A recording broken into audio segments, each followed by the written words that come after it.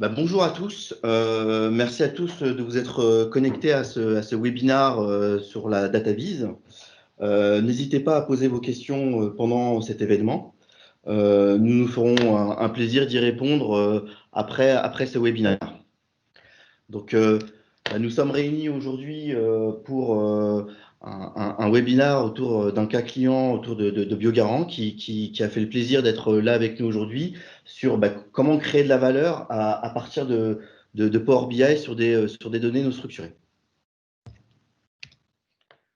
Donc, les intervenants aujourd'hui de ce webinaire, nous sommes trois.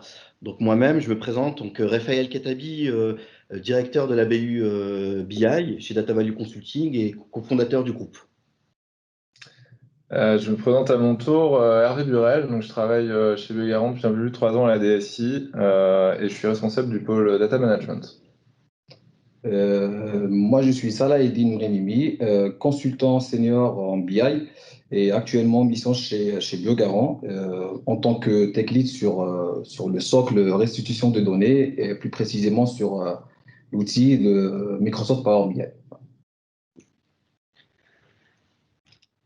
Merci. Donc, ce qu'on va faire la suite de ce webinaire, donc on va présenter Data Value Consulting en quelques mots, en quelques chiffres, en quelques éléments. Et puis, on laissera la main à Biogarant pour qu'il fasse le témoignage qui nous concerne aujourd'hui.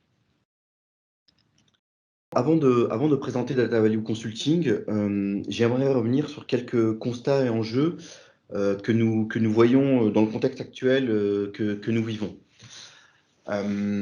Malgré la démocratisation de la business intelligence et la multiplication de la mise en place d'entrepôts de données, notamment au cours de ces dernières années, de ces 10-15 dernières années, nous assistons toujours au même constat de la part de nos clients. La multiplicité des données, des outils mis à disposition et des besoins métiers entraînent des limites dans les SI décisionnels existants ou qui sont mis en place. Et cette limite se traduit le plus souvent de la part des métiers par un legacy qui est beaucoup trop lourd et difficilement compréhensible, par des problématiques de cloisonnement et de croisement de la donnée, par un manque de confiance sur la qualité et la fiabilité de la donnée, mais également par des problématiques manifestes en termes de gouvernance et d'ownership de la data.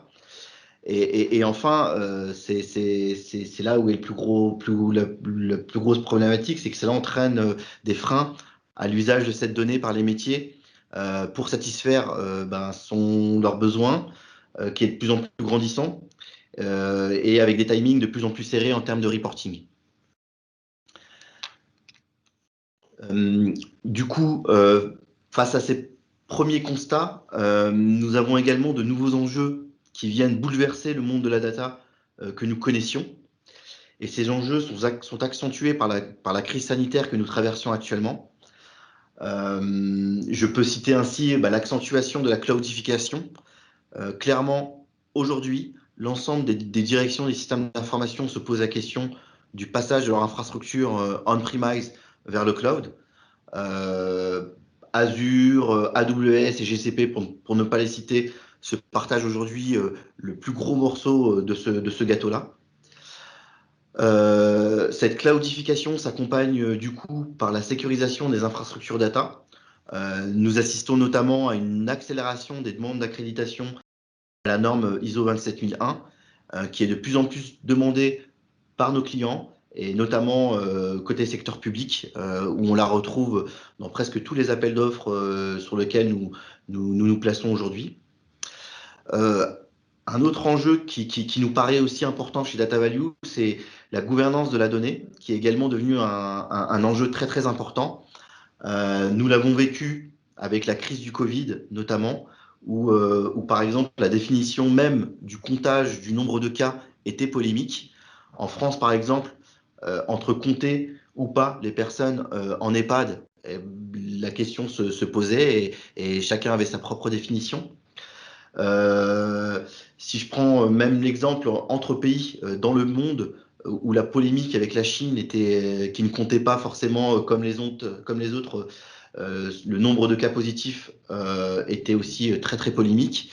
Et tout cela ramené au monde de l'entreprise, au monde que nous connaissons au sein des entreprises, bah, nous fait poser la question sur la confiance que l'on donne à la data et du coup à sa gouvernance. Du coup, la question essentielle qui se pose à travers tous ces constats et ces enjeux est de savoir comment disposer d'un système décisionnel qui soit aussi bien souple et efficace, mais également pérenne et qui répond surtout aux attentes des directions métiers, que ce soit aujourd'hui et demain.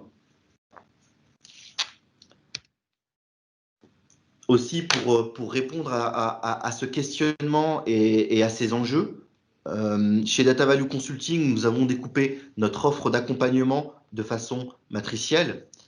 Data Value Consulting accompagne ses clients sur toute la chaîne de valorisation de la data, que ce soit au travers du conseil amont.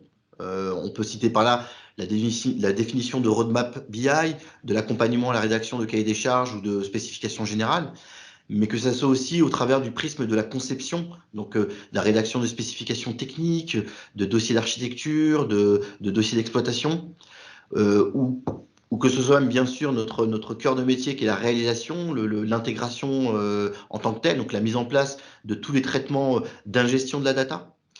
Et enfin, vraiment, notre expertise forte qui est vraiment autour de la valorisation de la data pour en faire de l'information fiable et exploitable par les métiers. Donc, que ce soit au travers la mise en place de dashboards ou de reporting sur Power BI, par exemple, comme nous le faisons aujourd'hui chez notre client Biogarant qui témoigne avec nous aujourd'hui dans ce webinaire.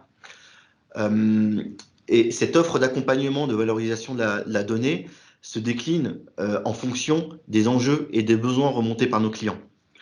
Comme vous le voyez là, que ce soit autour de la préparation et de la qualité de la donnée, par exemple, que ce soit autour de la migration ou de la reprise des données, que ce soit autour de la gouvernance et du management de la data, ou bien autour de l'intégration ou de la visualisation de la donnée. Vraiment, tout ce qui a trait vraiment aux enjeux de la data, nous sommes aujourd'hui là pour y répondre le plus efficacement possible. Donc Data Value Consulting en quelques mots. Donc Data Value Consulting est un cabinet indépendant de 250 collaborateurs qui a été fondé en 2014 par une équipe d'experts dans la data. Les fondateurs sont tous issus de grandes ESN ou de clients finaux et ayant occupé des postes dans la data. DVC est découpé en 5 activités principales, donc une activité autour du conseil, vraiment conseil autour de conseil métier, une activité autour du digital, une activité autour de l'EPM, donc l'Enterprise Performance Management, donc le pilotage de la performance de l'entreprise, une activité BI, donc Business Intelligence qui nous concerne aujourd'hui, et une activité autour de la Big Data. Depuis sa création, Data Value Consulting double son chiffre d'affaires chaque année. Exceptionnellement, cette année, notre chiffre d'affaires restera constant par rapport à l'année dernière, donc aux alentours de 19 millions d'euros, ce qui est une performance en soi dans le contexte actuel et montre la résilience de notre groupe. Nous investissons chaque année plus de 12% de notre chiffre d'affaires dans des projets d'innovation. Nous avons également à cœur de certifier l'ensemble de nos collaborateurs sur des stacks technologiques, par exemple, du coup, côté BI, autour de Power BI, autour d'Azure, autour de DevOps, mais également sur des sujets autour de la gestion de projet, donc du Scrum, du Kanban, du Prince 2. La particularité de notre groupe, c'est aussi qu'on est entouré de 5 filiales qui sont spécialisées dans des domaines connexes à notre cœur de métier qui est la data. Donc, par exemple, on a IT Value Consulting qui est spécialisé dans le RP SAP. On a Customer Value Consulting qui est spécialisé sur Salesforce. On a Asset Value Consulting qui est spécialisé sur la partie Private Equity et notamment sur eFront avec lequel on a un partenariat. Et on a également une filiale au Maroc dont le but est d'accompagner nos clients dans toutes les phases de TMA, donc tierce maintenance applicative ou de MCO, de maintenance en conditions opérationnelles de leurs projets, aussi bien autour de la BI que de l'EPM. Donc, si je fais un focus un peu plus sur la partie BI rapidement, donc aujourd'hui, moi, j'ai la chance d'avoir une BU où on a plus de 50 collaborateurs aujourd'hui. On a 4 managers aujourd'hui qui m'aident à piloter au quotidien cette BU. On dégage à peu près 5 millions d'euros de chiffre d'affaires par an. On a de belles références de clients qui nous font confiance, dont BioGarant aujourd'hui.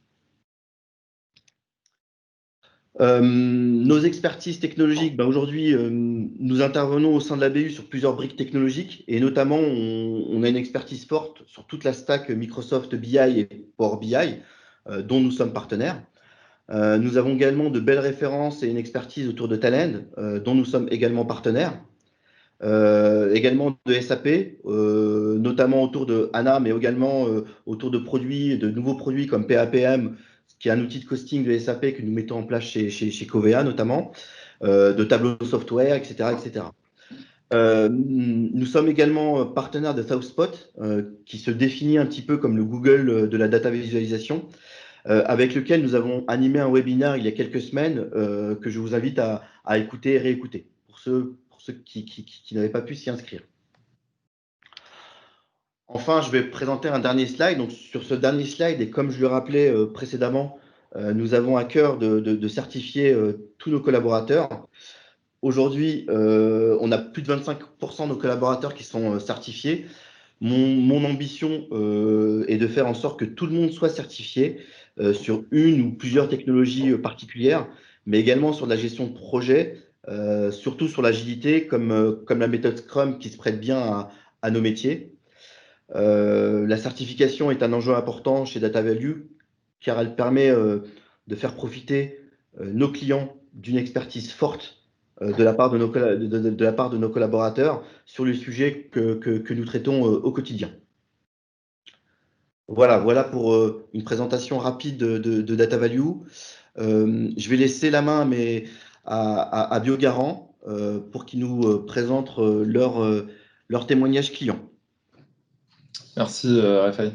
L'avantage de BioGarant, c'est que l'activité, on va dire, est suffisamment connue. Je crois que l'empreinte de la marque est suffisamment forte pour que j'ai pas forcément à présenter dans le détail l'activité. Quand même, on vend des médicaments génériques, principalement sur le marché français. Je dis principalement parce que pour le cas qui va nous intéresser aujourd'hui, on se porte justement sur l'international. BioGarant, il faut savoir que c'est quasiment 1 milliard de chiffre d'affaires et c'est un peu plus de 200 personnes en interne. Donc c'est une entreprise, on va dire, qui se place sur de la performance assez forte. Donc 200 personnes internes, c'est une quinzaine de personnes à la DSI.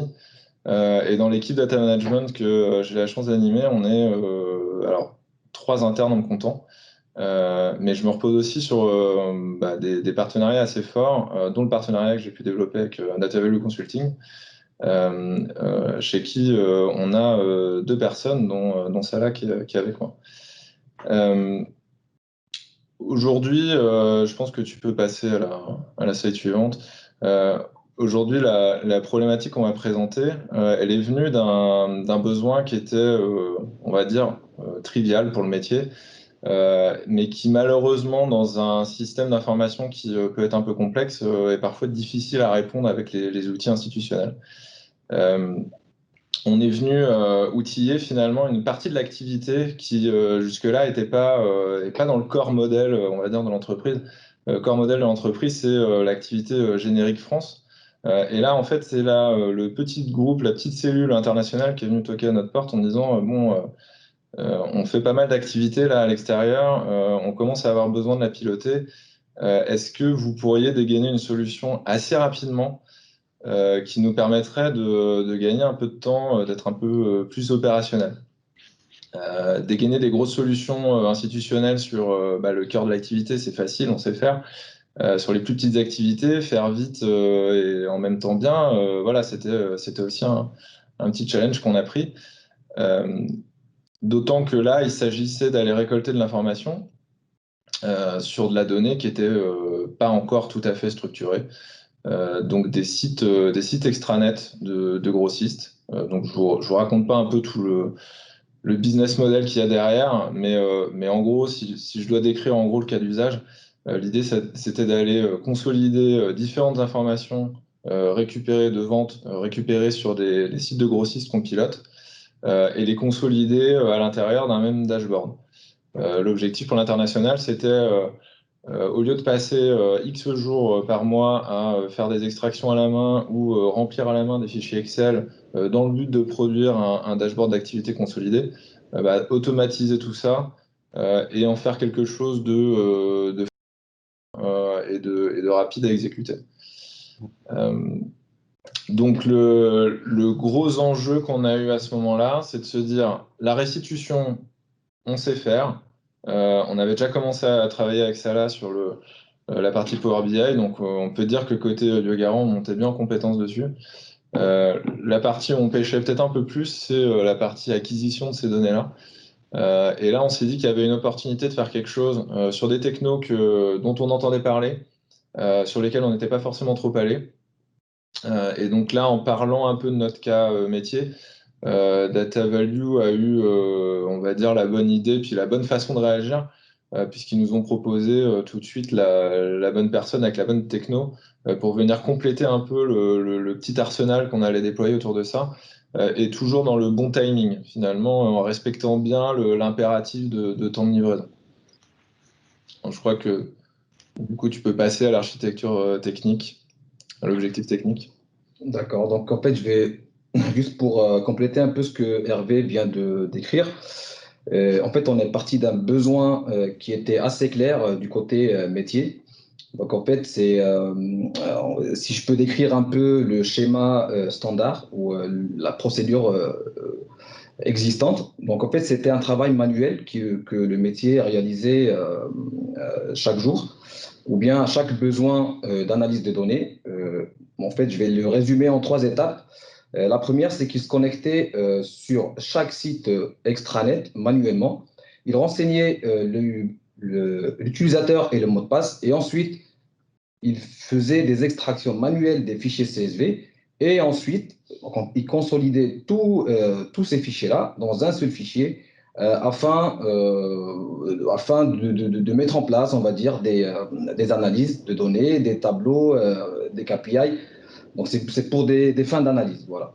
Donc, en gros, il y avait une procédure 100% manuelle et qui prenait beaucoup de temps à réaliser. Et surtout, il le faisait à chaque besoin, c'est-à-dire à chaque moment où il voulait faire une analyse de données, il répétait la même procédure. Parce que les données sur les sites des extranets, elles sont mises à jour tous les jours.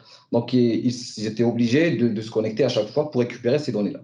Donc, une fois ils arrivent à récupérer les données sur les sites extranets, ils faisaient on va dire des analyses un peu basiques avec des KPI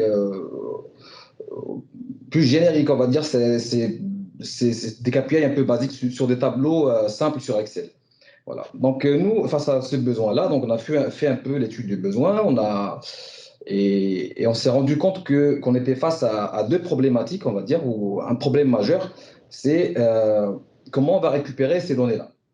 Parce que nous n'avons pas un canal de transfert et de transmission de données entre le service des affaires internationales et les grossistes.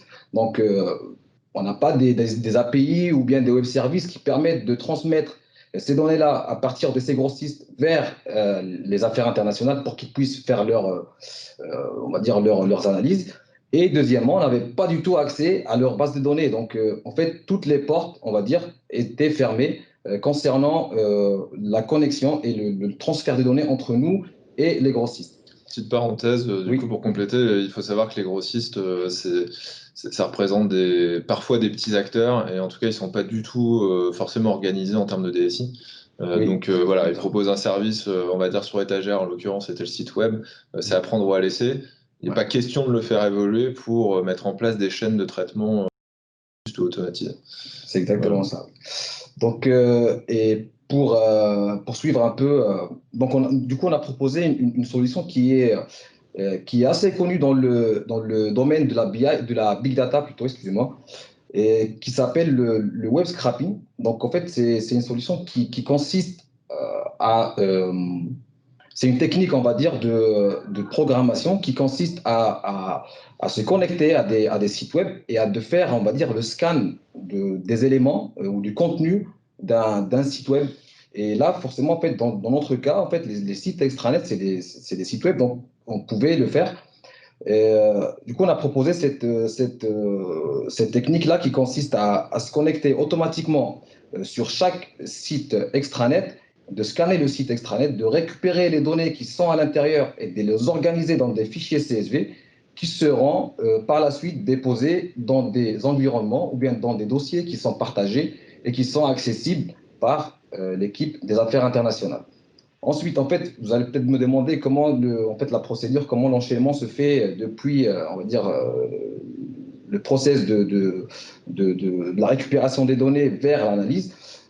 En fait, la consolidation se fait au niveau de Power BI, parce qu'en fait, Power BI, il est capable de se connecter sur plusieurs sources de données. Et là, dans ce cas, c'était en fait sur un dossier qui est hébergé sur notre réseau ici, chez Biogarant. Et à partir de là, il peut consolider ces données-là et fournir derrière un dashboard global qui touche et qui offre une visibilité, une vision sur toute l'activité, sur l'activité globale de tous les grossistes en Côte d'Ivoire.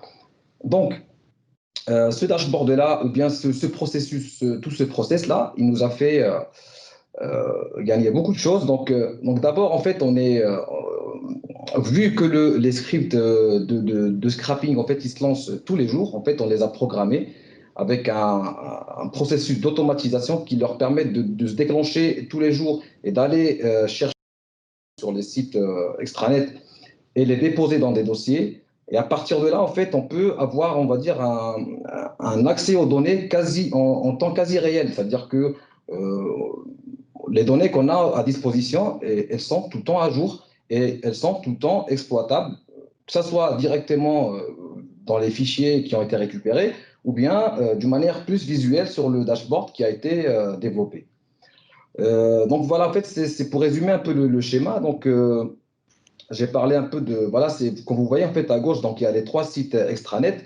Le programme de scrapping qui a été développé sur le langage de programmation Python, donc qui va à chaque fois, qui va tourner, s'exécuter 3 fois par jour, qui va faire le scrapping des sites extranet, et ensuite il récupère ces fichiers CSV qu'il va stocker dans un dossier SharePoint exploitable par Power BI pour des fins d'analyse de données. Voilà. Et ensuite, bah, en fait, tout le reste, toute la procédure, en fait, la finalité des choses, c'est que les utilisateurs finaux, c'est eux qui se connectent sur le dashboard et consultent le dashboard en temps quasi réel. Ça veut dire, ici, il y a 0 manipulation manuelle à faire. Tout est automatisé, que ce soit du côté récupération de données ou bien du côté calcul et analyse de données sur Power BI. Donc voilà, donc j'ai essayé un peu de résumer le schéma qui est en face de vous. Et à partir de là, je pense qu'on peut passer au... Pour compléter, juste un tout petit point, parce que ça me paraissait intéressant de le mentionner sur une architecture comme ça. L'avantage de garder un dossier SharePoint, ça permettait aussi aux utilisateurs de venir enrichir les données avec leur propre feuille de fonctionnement d'équipe. Typiquement, la valorisation de produits dont le process n'appartient qu'à cette équipe et qui, pour les raisons que j'ai expliquées avant, n'était pas encore complètement informatisé, pas encore complètement dans le SI institutionnel. Et ben ça permet aussi aux utilisateurs d'avoir un point d'entrée. À partir du moment où on a défini avec eux un format de fonctionnement, et ben ils sont capables de s'y conformer, de déposer le fichier au bon endroit. Et nous, ça permet de compléter les données qu'on est allé récupérer par ailleurs. Voilà. Ok. Du coup, en termes de ROI, bah, c'était assez radical parce que la personne qui passait, ce qu'a expliqué ça là, qui passait beaucoup de temps à faire des extractions manuelles, finalement, on a gagné très rapidement 3 jours par mois de cette personne-là. C'était 3 jours par mois avec une valeur ajoutée quasiment nulle pour la personne, hein, vraiment faire de l'extraction, du formatage, avec potentiellement des sources d'erreurs. Donc tout ça, ça a été voilà, structuré, c'est un vrai gain. Je ne sais pas si on en parle, mais on a mis, je pense, un peu moins d'un mois à mettre ça en place. Après, la livraison du dashboard final a mis peut-être un peu plus de temps parce que ça, c'est aussi le dialogue avec le métier qui fait qu'une fois qu'ils commencent à avoir des visuels, ils ont envie d'en mettre plus. Donc là, on est rentré dans des cycles de relivraison, mais qui n'étaient pas vraiment liés au projet initial. Je pense que le projet initial, le socle, en moins d'un mois, c'était fait, quoi. Donc ça, c'était hyper intéressant. Maintenant, ça permet au métier effectivement de se concentrer sur d'autres tâches. Ça lui a permis aussi de développer son appétit, on va dire, puisque comme ils ont été assez convaincus de ce qu'on a fait, Oui. l'avantage c'est que ils ont eu assez rapidement envie de d'étendre l'offre BI chez eux. Donc ça, c'est quelque chose sur lequel on va être amené à travailler dans les prochains temps. Et donc, ça leur a surtout permis de se concentrer plus sur tout ce qui est analyse de données et de prise de Exactement. décision, Bien sûr. au lieu de passer plus de temps à aller chercher la donnée. Donc là, ils passent plus de temps à l'analyser et à prendre des décisions derrière. Donc, voilà. Exactement. Ouais. Très bien. Très bien. Eh bien, merci, merci Hervé, merci Salah pour ce beau témoignage et ce cas concret qui nous permet vraiment de mettre en musique, de mettre en lumière à partir des technologies qu'on maîtrise, à partir de la problématique de Biogarant avec les grossistes donc en Côte d'Ivoire et d'avoir ce retour-là. Moi, je voudrais du coup profiter aussi de ce webinaire pour vous dire que Data Value a aussi construit un certain nombre d'offres sur étagère qui permettent à nos clients de gagner en autonomie et en réactivité, qui permettent aussi d'accélérer la mise en place de la valeur pour les métiers, comme on l'a vu aujourd'hui. Nous avons par exemple une offre d'accompagnement qui permet d'intéresser les directions métiers avec la mise en place de proof of value, de POV, comme on dit, en 9 jours. On a une offre qui permet aussi de maîtriser les données et de créer des data storytelling en 10 jours.